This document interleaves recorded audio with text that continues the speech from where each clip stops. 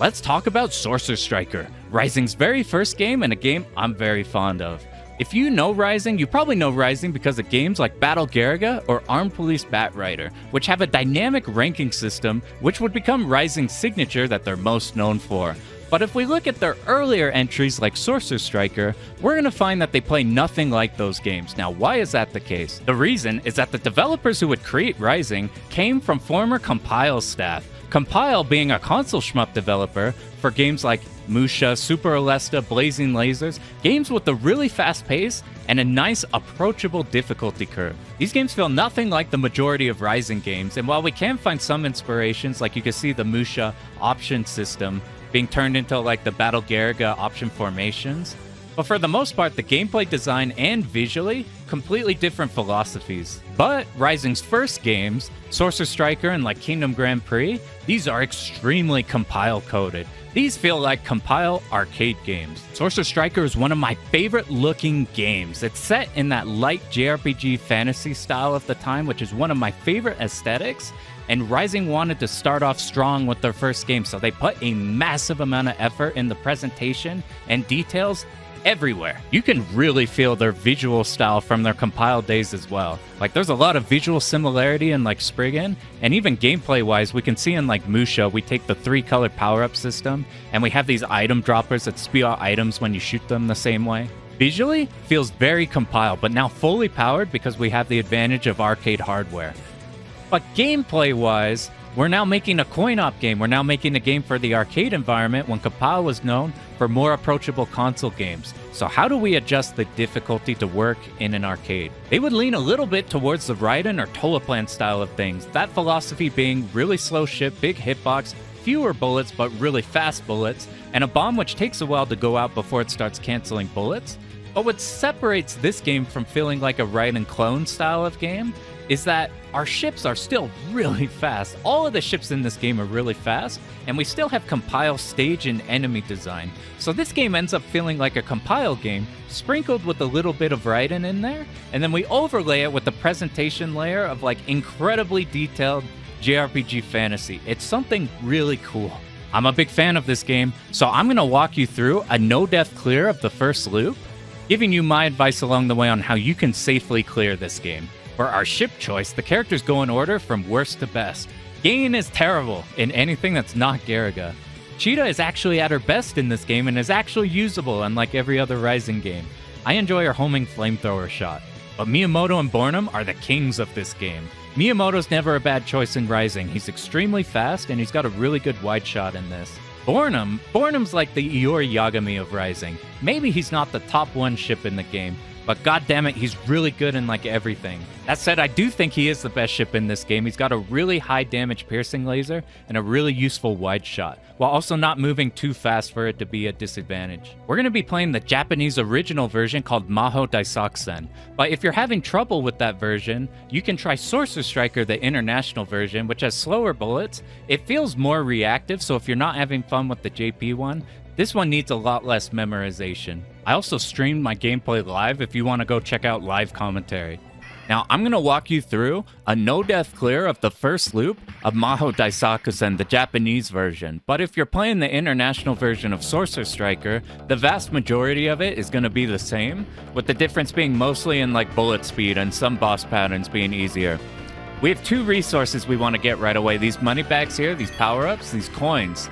They're going to increase our shot power. You see our shot went from 2 to 3, and now we're going to get a sneak peek at some of our option choices. So the red homing is really bad, does no damage, we're not going to use it. This blue wide we do get a lot of use out of in this run, but right now we're going to primarily focus on this green at this front shot. This thing here pierces. These blue enemies, we just start on one side and we beat their shots and move around. These red enemies, they don't fire anything at us, so they're fine.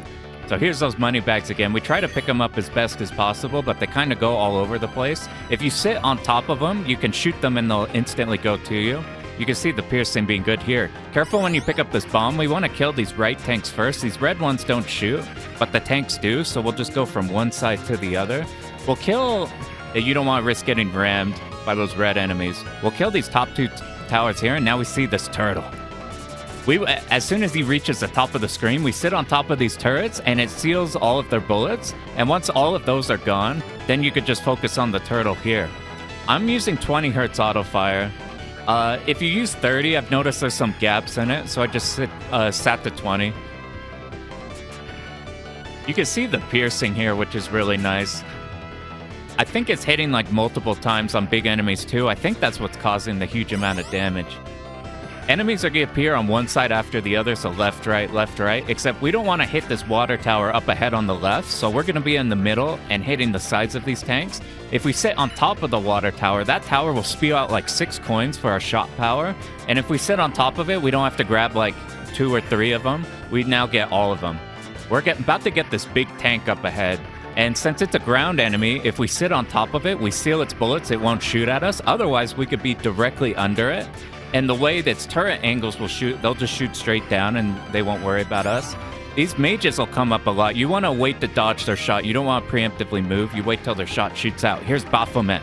We're going to see him a bunch. Here's a setup for him. We're going to sit on the side. So we take out one of these turrets and these houses will cover us for the first few shots. If you don't want to do this, if you want to just always be safe from him, directly under him, you can avoid both shots here. Now we have 2 tanks. You can either seal him, or this is what I was talking about, sitting directly under him. You can see these turret angles can't really hit us, even if they do manage to go diagonal. Now we have a bomb. You get a lot of bombs in this game. Look at, we got the dudes cheering. And the high speed in the background, there's so much flavor in this game, it's incredible. Now you can pick wide here. It's going to kill the boss slower, but it might help at the start of the next stage. For this run, I just sat with green. Now, these enemies at the top, these gliders don't shoot, so we could just focus on these dragon heads here. Whenever the gliders go away, the dragon will roar, and you'll see some fire about to appear from the head. That's when they're about to spray a straight shot. So if you don't kill them like we did here, we did a lot of damage because we managed to get our max power. You see we got the 6 shots there from our red main shot. And we got our options fully powered up. That's how we dealt so much on him. Otherwise, you just dip off to the sides whenever he does his flamethrower attack. Stage 2 is surprisingly threatening in the Mahou Daisakusen version. It's not too bad in the Sorcer Striker version. But we're just gonna, we don't need to memo these Zakos at the beginning. It's easy to just go up them and kill them. And we're just looking for a wide shot. We're gonna get a lot of use out of the wide shot. You can use this one in here, but I found the wide helps later on for a couple setups that we want to use. So we're gonna pick this one up here, and it's gonna make this section right up ahead easier. You see this big ship. If we're off to the side like this, we avoid its main shot and we don't get hit off to the sides. We don't have to even think about these tanks coming in on whatever side. We just kill everything. We get so much coverage with this shot that we're going to get a lot of use out of it on this stage. So it just repeats once again, we're off to the side of it. And now you can see past these clouds. I love Raizing cloud stages. We got this whole ass battleship. We're going to focus on these turrets on the right, primarily. If we're up top shooting them like this, we're going to kill them before they shoot. We can either ignore this enemy. It'll like orient and fire its first shots at us, and then it'll dip off. We can ignore it, or we could go kill it. Once we kill this tower that's one ahead of this second one on the left, then we could dip off and go kill it so that we can make it up here. These turrets on top of this big cannon can cause a lot of problems for us, but if you sit on top of it, it's a grounded enemy. It won't be shooting at us if you seal it up top there. And now we got a bit of a breather. Hopefully by this point, we're either close or we're at max power. There's a couple more coins up ahead.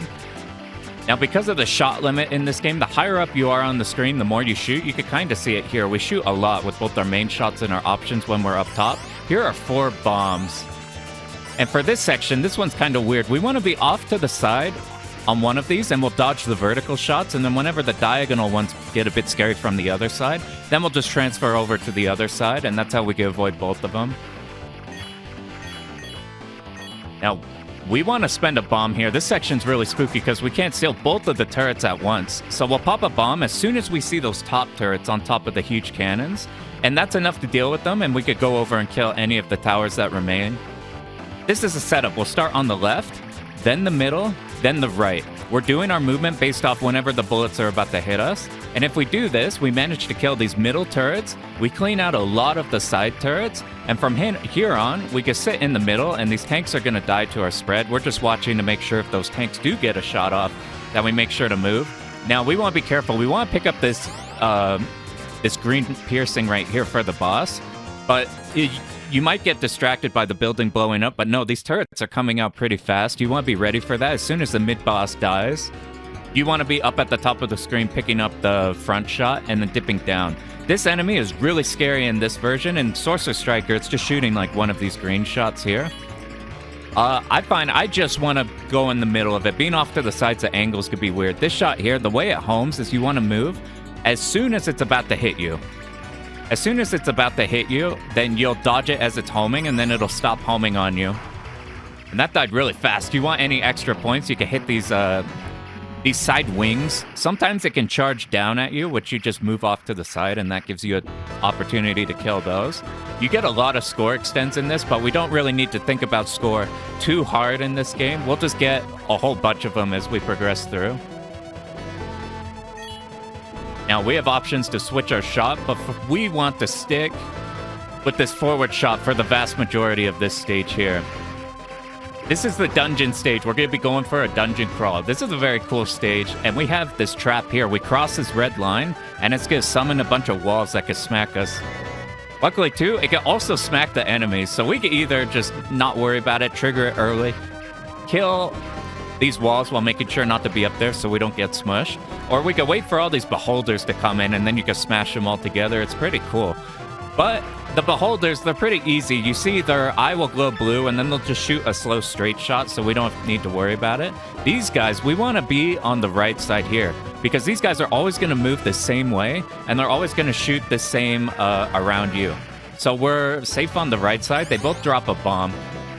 You'll notice that we can only have a single-digit amount of bombs. You can have more than that. It can just only display 9 bombs. But if you can have any more. You can have like 12, and you hit bomb, it'll still show 9. Now you're at 11. Now, we're in a trap room here. We might want to escape up and out of here because we're about to be smushed. But if you do that, you're going to get ambushed by these guys. They come in so fast that if you're anywhere at the top of the screen, they're going to ram you and you're going to die. You have time. You just sit at the bottom, make sure those die. There's like 4 of them. Now we have a mid-boss here. This guy's a bit scary. We're a bit claustrophobic in this little section here. What we're going to do is we're going to try taking out this right side saw blade as fast as we can. We wait for the saw to about to be on us, and then we move to the left. And now we're waiting. It's going to repeat that, or we wait for it to trigger its second possible attack it can do.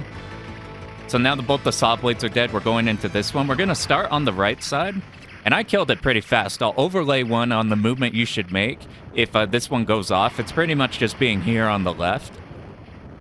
And now after we kill him, now it's flooded. I accidentally spent a bomb. This is the curse of Samwa buttons. But that's okay. We get so many bombs here.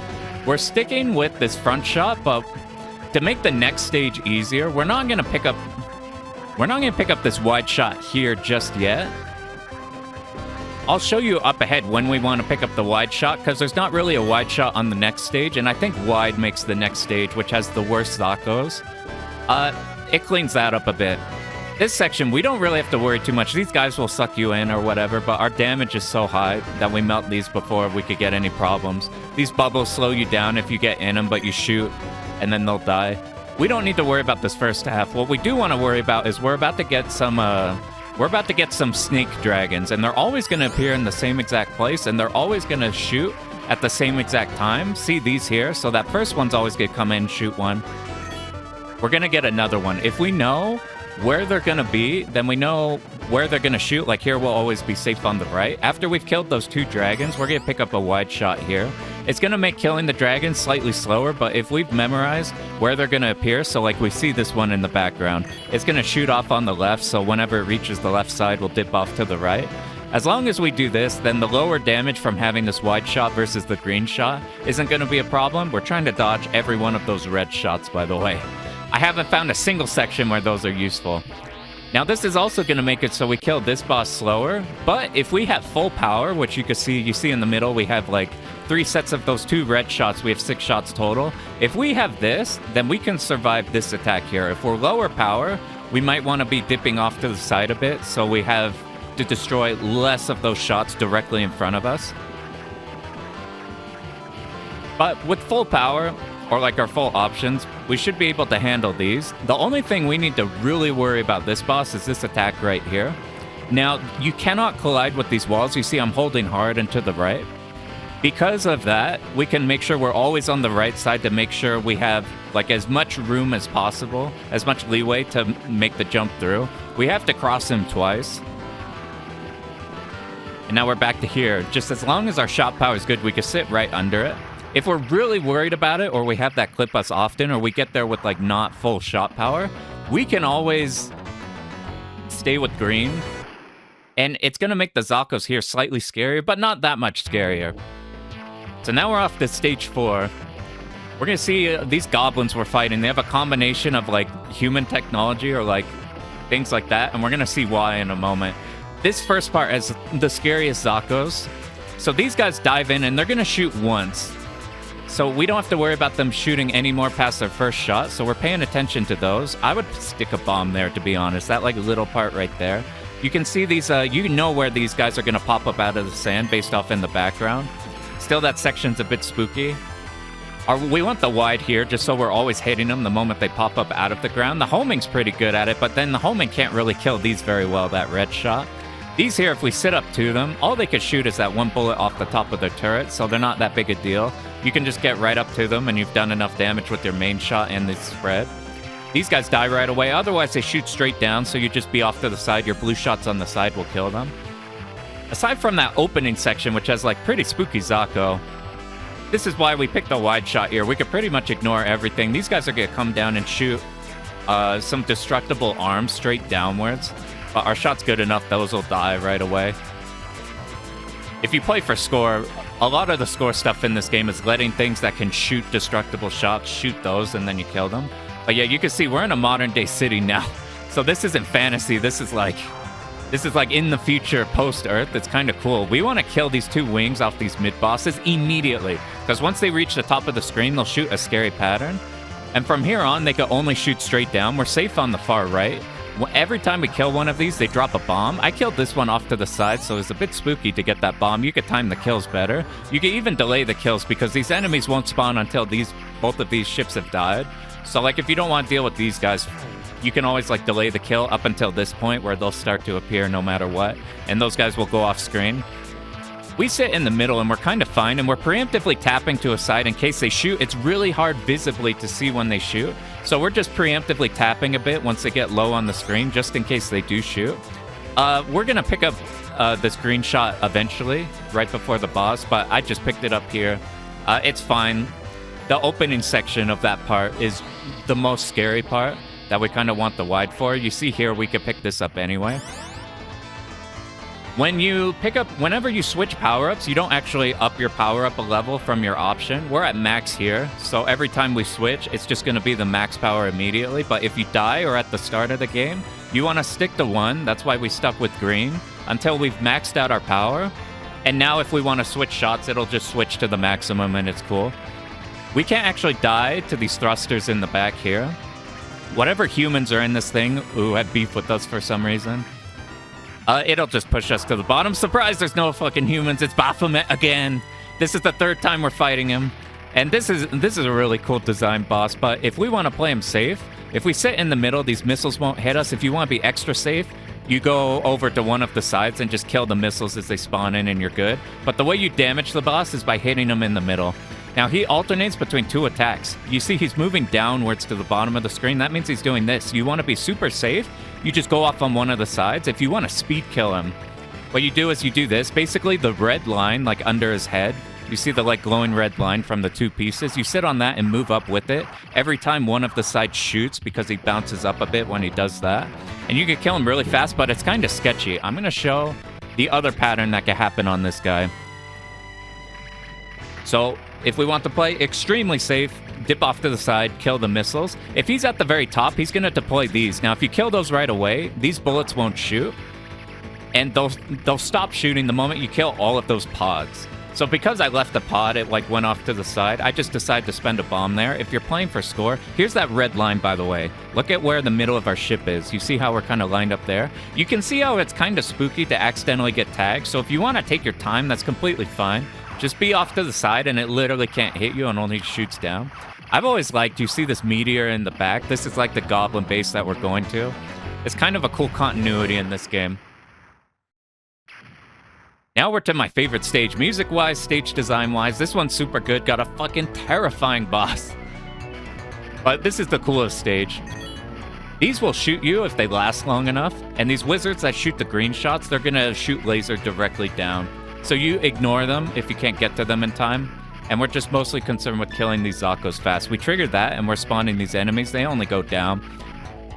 We're gonna have these blocks being pushed around by these robots. We're gonna sit at this one here. You see how this rock is, this castle thing here is offset to the left side? This is gonna block the shots here, and none of these robots are gonna shove this one, so we don't have to worry about getting smushed by it. Now we have this worm thing. In the first loop, this worm isn't really a problem. We just sit under it and it dies. It's gonna shoot a bunch of destructible shots, but if we have decent firepower and we have our options leveled, it's pretty good here. This is more of a thing to worry about shots sneaking by you in the second loop. Now we're gonna get a lot of power-ups in this section, like a whole ton of them, and we don't want to get tunnel vision, because you might sit at the top, because these guys will come in and you'll either ram into them, or they might blend into both the background and your green shot. You just make sure to kill them. You don't need the power-ups really, unless you need to recover at this point. I don't do the cleanest version of this strategy up ahead, but basically our green shot, if we're sitting hard and against a wall, we shoot these turrets ahead of us and they get blocked by the walls anyway. These flamethrower shots that appear here, if we're off to the side of them, like on the same side that they extend out from, they can't reach us, they can't hit that angle. But you can see the idea of using your green shot to hit these back here, and you just stay against that wall until the long open side is dead. And then you deal with these all alone. This is a strategy we're gonna do. We're gonna position ourselves to kill this first tank here. And then we're gonna move down. I'm gonna pause a sec. You see, we're holding down against this wall. That causes these middle tanks to shoot. They can barely shoot to just miss us here. And as soon as they shoot, then we just crawl along the bottom of the screen, like this. They shoot one and we crawl on the bottom. That's like a setup to not worry about it, because I always find I get clipped there when I just do it normally. Here we sit on the right side to kill that first enemy, go to the left. We're waiting for the next one, and then we'll go back to the right. If we do this, we also avoid, while most of these goblins in the background have been kind of just flavor, they shoot you there. But if we do that movement, we handle everything. These guys are a bit tricky because they wait a bit and then they fling aimed at you. This thing here. But if you're right under it, they tend to lean towards shooting down and to the right. So you stay under them and then dip to the left a little bit. I'm going to rewind one more time. You see on these guys, sit under them and then move to the left just in case they like that. You just handle their movement. You want to kill these left ones. You see those yellow ones? These right ones have destructible bullets. So you can let them shoot and then sweep over to the side. For this here, we're going to alternate between killing the most recent tank on the left, and then we move over to the right to kill the mages. Because the mages shoot a bit slower, they're more controlled. You take your time with them. You know when their bullet's going to happen. These are always going to drop off a bomb. And it's going to alternate. Now the tanks are going to appear from the right side. We're going to get more dangerous enemies on the left. So we just make sure to be dipping off to the left more often than normal. If we want to leave like 2 tanks on the right and then go over, we don't need to like actively kill the tanks on the right as fast as possible. The left side is the more dangerous bit. You see here, we're like getting like 2 mages. There's another bomb. See, we still have more bombs than 9. We can either sit at the bottom or sit up top here, and we're going to kill these tanks before they could do anything. We're also going to sit at the bottom and just stay here.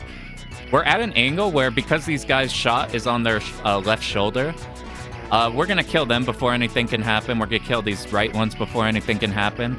And these turtles don't do anything until they reach the middle, by which we're killing them in the middle. We're going to get a lot of these castles. Basically, we're going to start on the hard side of the screen, and then we're going to keep sweeping to the other side. Before we get to more, we got more of these guys. Remember, stay middle. We dip to the left. We stay middle of them, dip to the left. They're like so consistently shoot that angle. We're going to get more castles up ahead. So like here, we stay on the side and they're all going to aim like this. And we move to the outer edge of like their sidemost bullet. We'll show another one here. Left side, we move to the right until we're on the edge of the bullet, and then back, and then right.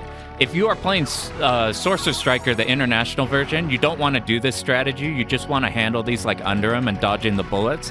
Because of the speed of these, their waves won't overlap in the Japanese version. So somehow this is harder in the international version, which is easier for the most part. Here's Junk Wizard. This is the craziest fucking boss in this game. This is the super RNG boss.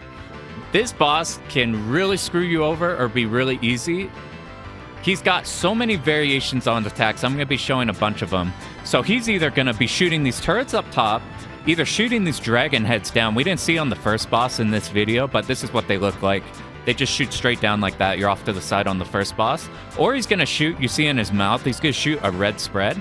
Basically, we absolutely do not want these turrets to shoot. So we're trying to delete one side here. And once we kill the arm and like a dragon head, we can damage these turrets. And you're going to see why we want to kill these turrets, because the turrets are the most dangerous thing we can roll. We have the piercing green shot here to try to kill these turrets as fast as possible, but you can see they shoot. And while we do have the fast speed versus like a Toa Plan game, we still have Toa Plan, Raiden, bombs, which come out really slowly. We want to hella preemptively bomb unless we're super confident in the movement. And whenever these turrets are combined with the red shots, it's really scary. We are dumping like everything here. Once we reach the second phase, you want to kill both of these sides of these turrets. The second phase, you see the Junk Wizard shoots these out. They're just aimed on you and you dip out of the way. And the way to actually damage the boss is hitting the wizard himself in the middle there. I'm going to show another strategy here too, which I'll overlay, which you can see. If you kill one side of the boss, then we can comfortably be constantly hitting the boss while ignoring the right side. And it's not too hard to dodge just the right side turrets if we ever roll that one. But in this run here, the way we damage the boss, we just need to dismantle him completely. But we want to be spending all of our bombs there. We do not want to die on Junk Wizard. Spend all of your bombs there. We need to go into this boss rush here, stage 6. This is a real kind of wall of this game if you make any mistakes. We absolutely don't want to die here. While we get a lot of power-ups here. You see, I just pick up those reds to just get some points, but like...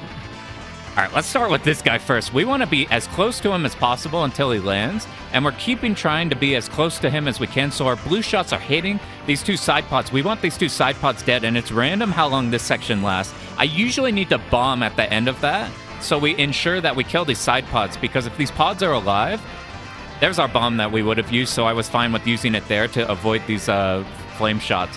If those side pods are dead, he can't fly around, he has to leap, which makes it more consistent to get around these fires here, which come down really, really fast.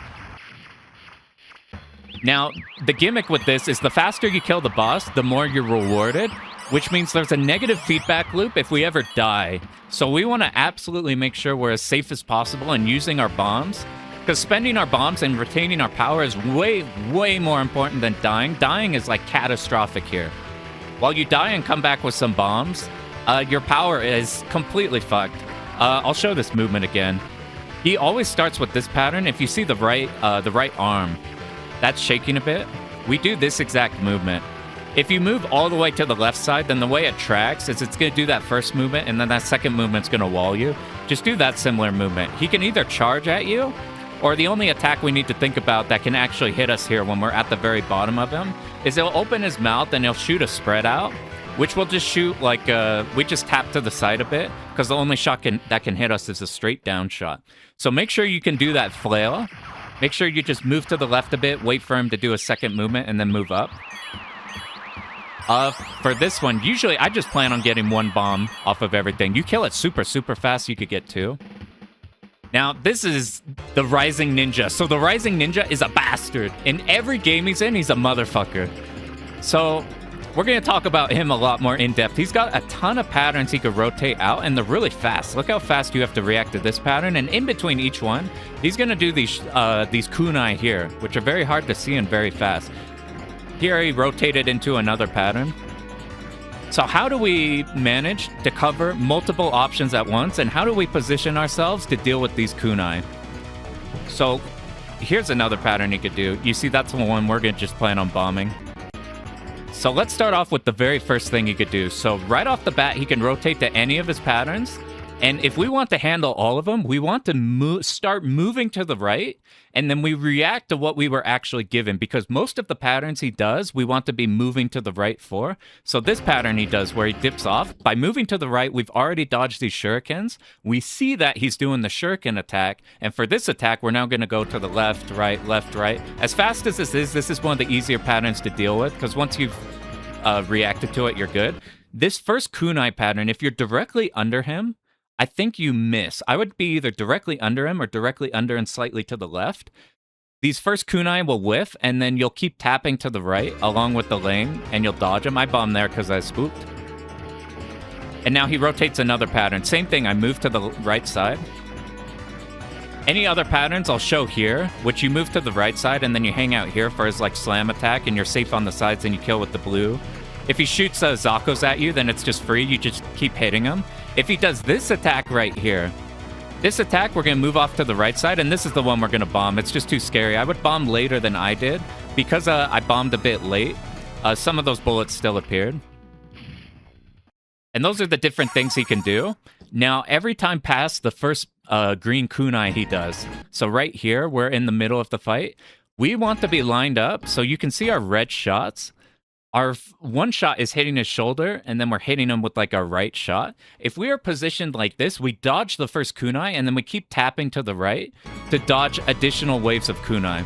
And that will work for everything past the first. The first like set of kunai is different. You want to be like directly under him instead. But otherwise, spend your bombs. Shit's pretty spooky. If you get lucky, he fires his ninja Zakos out, which you just kill automatically. Let's see, did we get a bomb off him? Did we kill him fast enough? We didn't. But that's fine. We have a whole ton of bombs. We're going to get these guys in here. So you're safe up here, but I have been up here before, like 1 in like 10 gotten hit up here. I think you don't want to go into the safe spot until these guys begin. Or if I'm wrong about that, you want to be in the safe spot before these guys show up. But now you recognize those shots. We have Baphomet again. We're going to do a setup on him. So we're going to sit up close, so we instantly replenish our shots. We shoot really fast. Now, when he lifts up this arm, we're going to move off to the side, and as soon as we can escape out, we move down, because his arm can hit you there. Now we deal as much damage as we can. For this dodge here, you just need to do this dodge a bunch, so you know if it's going to curve one way or the other. And you want to lean on the side that's not exploding for the blue shots first. Our strategy here is we don't actually want to kill these arms and progress them to the next phase. We want to just keep shooting here because despite the fact that he's guarding himself, we're dealing damage to the boss itself. I had to use a bomb because here's the strategy we're using for this guy. So I don't know if this was just happenstance, if every time I've used green shot here, but whenever I use green shot, he shoots 3 of these yellow discs. And whenever I use the blue shot, he's using 2. So we use the blue shot here. I could be totally off on that, but it could be a thing. But if he only shoots 2 shots, the way these aim is we can always go, even if we can't fit in where the opening gap between these 2 green shots are, if we go there anyway, these are going to open up because they kind of curve around in the way that they aim. I ended up using a bomb here just to be extra safe because we were on no miss point. We haven't died yet, so I just wanted to be super safe at the bottom there. If we do progress, you can kill him without killing the arms. But if we get to this point, this attack here, we just dip off to the side of his head. The actual scary attack we have to think about is if you see his shoulders open up, they will aim either on the bottom or the top of the screen, depending on where you're positioned, and you just have to fuck off to the side.